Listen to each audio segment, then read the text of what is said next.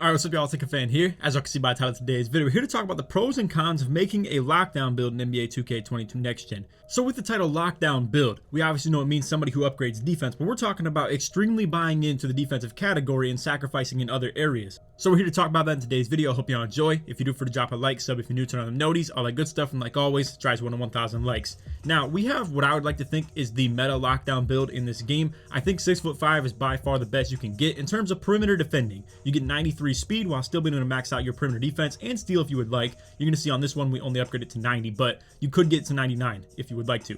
Now, with this, we do take a couple sacrifices, but you can still see the driving dunk maxes out at 98, the three-pointer still maxes out at 85, and then the ball handle is still as well above 85. Speed with ball, pretty good as well. Overall, it's a really good build. I do think 6'5" is a very elite height. So to start from scratch, there are 3 attribute ratings that, in my opinion, absolutely define a lockdown build. It's going to be perimeter defense, steal rating, and speed. You're going to need all 3 of these to be able to defend people on the perimeter, be able to play passing lanes, steal the ball, whether it's on ball or off ball, whatever the case may be. You want all 3 of those things tremendously super important. So to start with one that's not very controversial, we're just going to upgrade our speed all the way to the maximum 93. I think that's for sure something that you want to do. Next up is going to be perimeter defense. Now, I really do think with a build like this, you should shoot for the maximum. However, you can go to 97. You're going to see if you go from 96 to 97, it makes clamps 1 badge point cheaper, as well as gives you an extra badge point from 14 to 15. So I think for this build in particular, 97 is what we want to shoot for. I really do think though, no matter what build you're going for, you should put the highest amount of perimeter defense rating that you could possibly get.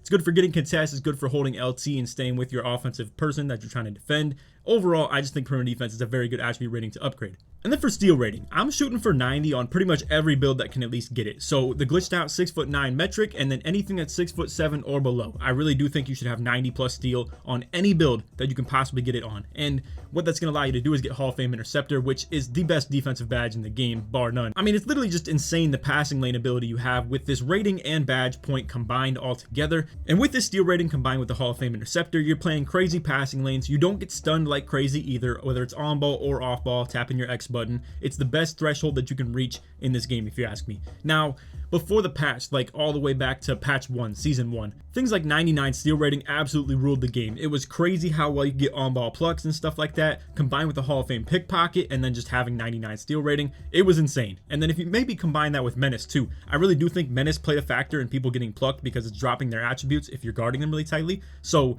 all of that considered, Menace plus pickpocket plus steal rating helped pluck steals. Now, that did get nerfed pretty heavily. However, I will say, I think there has been a little bit of a buff in Season 3 to pickpocket and stealing the ball on ball in the first place. I've seen it happen a lot with my new lock build that I have 90 steal rating on, and I have to assume that if you have Menace and pickpocket on the highest level as well, combined with 99 steal rating, you're playing crazy D with that. But I will say I can at least vouch for 90. I think this is something that you can easily get away with and still play elite defense. And off-ball defensively, honestly, man, interceptor is crazy broken. It's so good, and I recommend putting this on any build. But now, to come back to the title of the video, we're here to talk about the pros and cons of making a lockdown build in 2K22 Next Gen. So this is where things are hard to identify in this game. You can't really call this build right here a lockdown build, but really what's stopping it from being called a lockdown build? It has 97 perimeter D with 90 steal rating, still has 20 defensive badges and can get them in the Hall of Fame categories.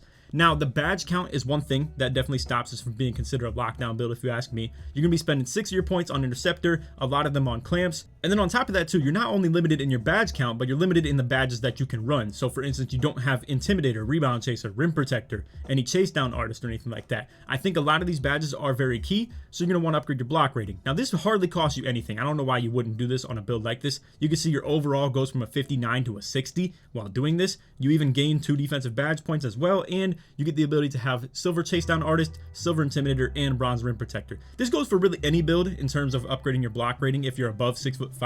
I really think if you're even above 6'3", you should upgrade your block rating. To even just have bronze chase down artist is really big time, and then to have it on silver, even better. We have the bronze rim protector unlocked as well. Once again, you could upgrade your block rating like 5 more than what I did right here and get silver, but that also is tied to Wingspan. Now, Wingspan is one thing that I want to talk about really heavily, and we'll come back to this screen right here and show all the attribute ratings of what we have. Alright, so here's a look at everything that Wingspan affects in terms of attribute rating. So we obviously know we have driving dunk and standing dunk. It's going to affect that. 3-pointer and mid-range is affected heavily, and then with ball handle as well, it's also making a big difference. Those are our offensive ones. Now for defense, it's literally everything besides interior defense, and that's it. I mean, literally, it affects your block, rebound on the offensive and defensive, and then affects your steal and perimeter defense as well. Now, if you're on a smaller build, you can be able to control your perimeter defense a little bit more by just upgrading your weight, but then upgrading your weight is going to drop your speed down. So you obviously don't exactly want that if you're trying to be a viable lockdown build that can hang with these guards that are going, super left, right, or just very fast, more so I would say. So to simplify things, pretty much what you're doing in becoming a lockdown is it's dropping your three-pointer and ball handle, and that's just about it, really. I would say, other than that, it's really positives. It makes it so your driving dunk maxes out higher. You're gaining all types of defensive badge points. Literally, the only thing that you're really losing that's important is ball handle and three-pointer. So in terms of the pros and cons of being a lockdown, I think wingspan wise, it definitely makes a lot of sense. It's just, if you're going to be playing as a point guard, obviously you don't want to be dropping those two key attribute ratings that much in three-pointer or ball handle. But overall, for being a lockdown or someone who wants to line up at the 2, or even just being a secondary ball handle, this doesn't really affect the way that you want to play too much, especially at this height right here where you're not really unlocking anything like Hall of Fame quick first step, or with the ball handle ratings, we're not really getting anything like Hall of Fame unpluckable by any means. But this is where I want to talk about the budgeting of being a lockdown. You have to decide how much of a lockdown you really want to be. So adding defensive rebound would make you very versatile. It would make it so you can play for box outs. If you get it to 81, you actually get Hall of Fame box and silver rebound chaser. So that's a really good attribute threshold to make in terms of you being more versatile. You can switch with your big man a little bit more often. You're not gonna be able to hang with bigs even if you max out this interior defense. I will just say that much for you guys. But what it's gonna allow you to do is, as long as the guard is looking to shoot on your center or ISO your center for 3, or even just ISO him just in general, it's very convenient for you as a lockdown to be able to steal that box out or just in general play for the rebound. Now with that as well, I'm someone who invests heavily into vertical when it comes to rebounding, shot blocking, chase down blocks, jump contest, jumping at people on jump shots, that is, just to clarify. But overall, all that stuff, vertical makes you an elite lockdown. That's how I feel. It makes you a versatile lockdown too. It makes it so you can rebound, play for chase downs. Once again, going for those jump contests, it's really big time. So this is something I like to have at least 85. Me personally, that's just how I feel. Now, what all this is going to do is it's going to make it very hard to balance these 3 attribute thresholds right here between finishing, shooting, and playmaking. So you have to cut corners. Also, one obvious thing, I mean, we're clearly going to upgrade stamina. There's no reason not to. You can see I literally stay as a 67 overall. So I don't know why some of these people cut corners on stamina and put it to like 95 or something like that. It really doesn't make sense to, if you ask me, unless you're really, really penny pinching for certain attribute points. But either way, for ball handle and pass accuracy and speed with ball, we're going to come back to that because I think that's one of the probably least important things when it comes to being a true lockdown defender, but some people do prefer to be a secondary ball handler, so they definitely want to at least be able to hold on to the ball or be able to create their own shot, which you need speed with ball for. And then obviously you don't want to be a complete liability with no pass accuracy, so you definitely want that as well.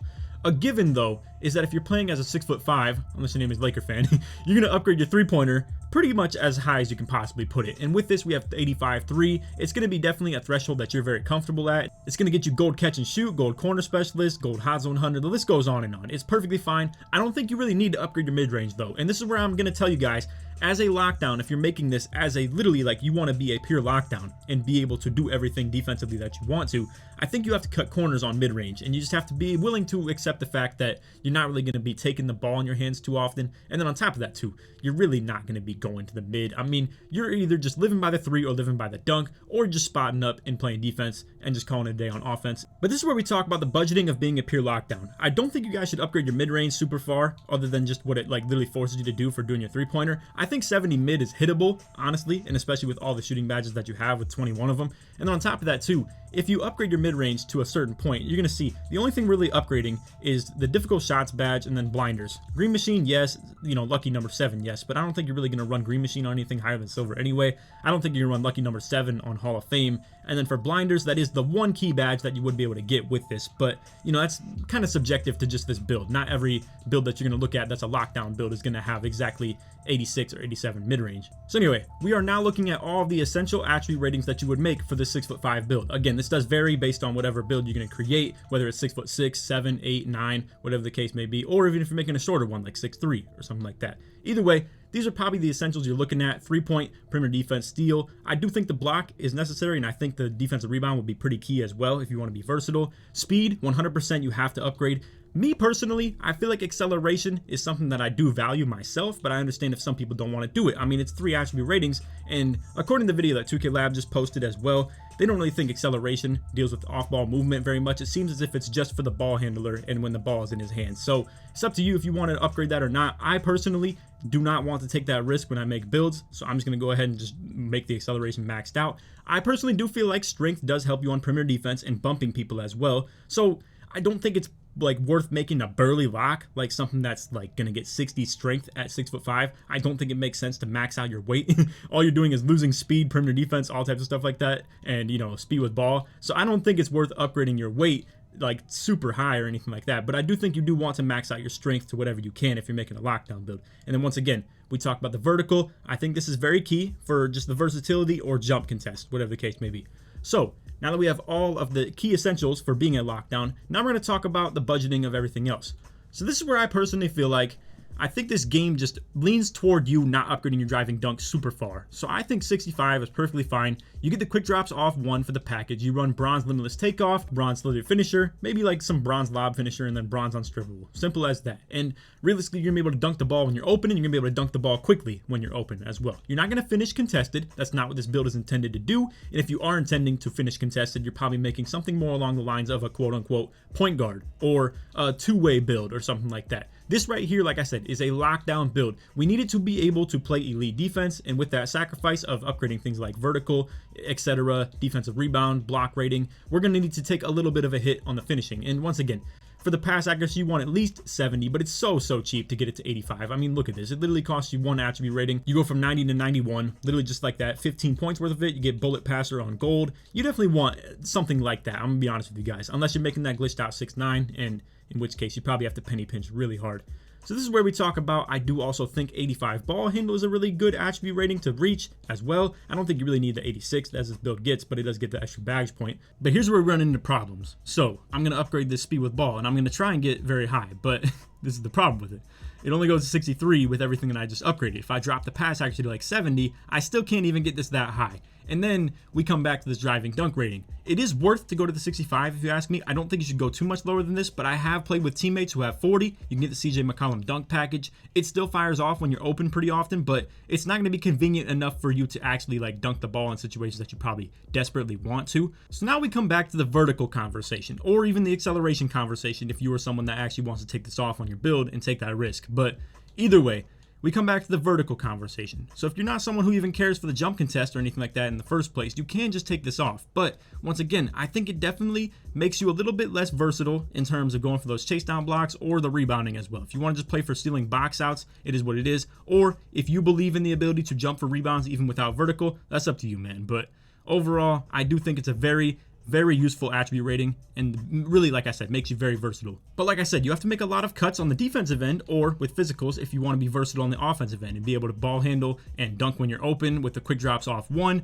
and be able to shoot with the maximum ability of 85 3-pointer. Overall, this is a tough hit for you to take, but you can see if you don't upgrade the vertical, then you are a much more well-rounded build. So just to kind of finish this build out, we're going to upgrade the pass accuracy to 86 to get that extra playmaking badge point, and then just put the rest into free throw just to kind of make an example. But either way, this is where we can maybe come back to this driving dunk conversation. So if you don't upgrade this at all, like literally you're willing to just make a build that's not going to dunk, and if you're playing the right role, and I say the right role as in the one that fits this playstyle a little bit. I'm not saying this is the right way of playing the game, but if you fit the role of someone who isn't going to be doing a lot of dunking, you're just there to play defense, spot up, maybe take the ball as a secondary ball handler here and there, and do your thing when you need to. But if you're playing this role where you want to be an elite defender and you do want that vertical rating, you can see it's pretty much a direct trade-off between driving dunk and vertical as our kind of last ditch in terms of what we can put on this build. Now, if you don't want a ball handler, you don't want to care about your speed with ball, you just want to be able to hold on to it, then that's a whole different story. You could just put this to where unpluggables like silver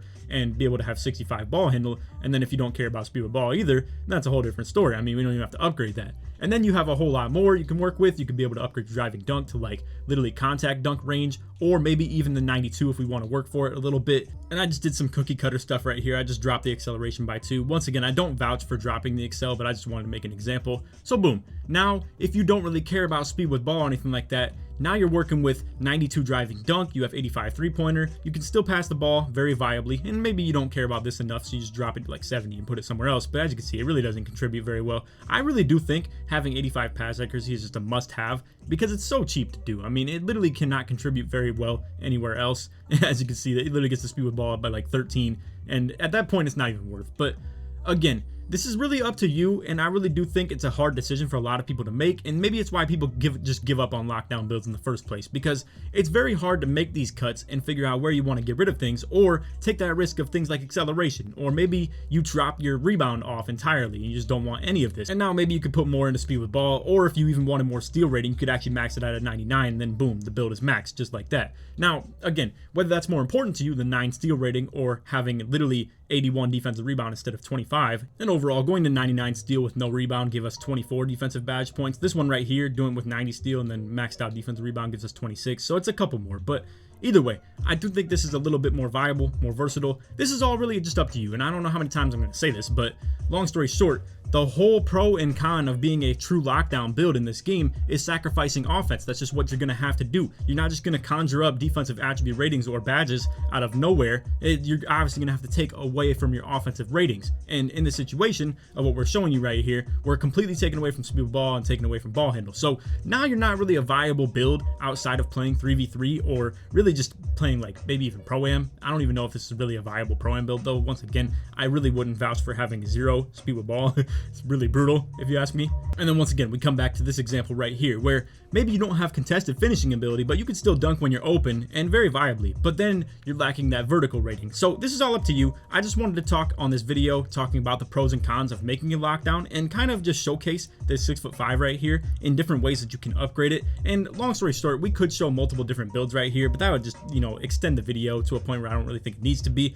Overall, I do think 6'5" to 6'9" builds can be considered as lockdown builds, and even a 6'3" can, 6'4", whatever the case may be. I think when you go below 6'3" and above 6'9" though, you get more into like big man range, and I don't really think those builds right there can really even just be considered for this video. So again, just to recap, most of this is going to be tied to whatever you do with your wingspan. So if you upgrade the wingspan super far, it's going to obviously help you with your perimeter defense, steal rating, block, rebounding, all types of stuff like that, and then still help your driving dunk reach a different maximum as well. But overall, it's probably not going to matter for most situations. I don't really think you should go past 92 unless you're trying to be like a pure slasher, in which case you could go for the 99. But the only thing that's going to drop is three-pointer and ball handle. And once again, we were talking on that, and I really do think the only thing you should be concerned with that is if you want to be a ball handler and, you know, be a legitimate, your #1 threat on your team as a ball handler. If you're coming in here as a secondary ball handler, I really do think you can function with these attribute ratings with 86 ball handle, 86 speed with ball, 85 three-pointer, 65 driving dunk. It's all good enough. The only thing you're lacking on this build in terms of wanting to be a lockdown defender is really your vertical rating, if you ask me. And then maybe you care for interior defense or to have brick wall to resist backdowns. I don't think it's going to help you at all though with like 45 strength. So maybe you just want the extra badge point that you get right here. Either way, I think around 80 to 85 vertical is very good, and this is going to be with having 40 driving dunk right here, which you can still get, like I said, the CJ McCollum dunk package. Overall, I just wanted to kind of discuss the pros and cons of being a true lockdown build and having ratings like this and what you're going to sacrifice with it. And at the end of the day, it's literally just driving dunk rating. I don't think it matters that much. It is going to limit you as a ISO build or something like that, but honestly, you can come out here and still work pick and roll with an inside big man. You could probably even still work with an outside, to be honest. You just have to be a little bit more selective with your drive takes. But I do think the real thing that you come down to is whether you want vertical or driving dunk, and then every rating other than that you can really just keep, like ball handle, pass accuracy, speed with ball, everything to do with the defense. You can even still keep the defensive rebounding, the three-point rating all the way up. The only sacrifices you are making on a lockdown build is probably mid-range, driving dunk, driving layup, and then vertical. Simple as that. Or in this situation, we obviously still have vertical. But anyway, so that's all for the video. I hope y'all enjoyed. If you did, for drop a like, sub if you're new, turn on them noties, all that good stuff, and leave in the feedback of the comments. Let me know what you guys think in terms of which is more valuable, to be a well-rounded offensive player or to have the well-rounded defensive attribute ratings. So for instance, do you think having more driving dunk is more valuable than having the defensive rebound attribute ratings, which makes you versatile in terms of switching on to bigs and playing for rebounds, box outs, help your team just overall rebound and stuff like that? Let me know what you think is more important, or if you're sacrificing your mid-range for things like block rating and being allowed to like go for chase down blocks, whatever the case may be, or a little bit more vertical to help you with all of those said things that we just talked about. Leave some feedback in the comments. Let me know what you guys think. If you made it to the end of the video, put lock or 6'5" in the comments to show support that made it all the way through. Other than that, I hope y'all enjoyed, and take it easy, man. Peace.